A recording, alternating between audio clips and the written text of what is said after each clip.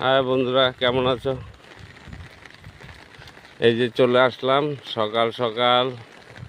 এই যে হাঁটতে হাঁটতে চলে আসলাম। এই জায়গাটা খুব সুন্দর। এই যে সামনে একটা এই যে ব্রিজ, এই যে ছোট ব্রিজ, এই যে দেখেন কি সুন্দর জায়গা, একদম দেখার মতো গ্রামের জায়গা না?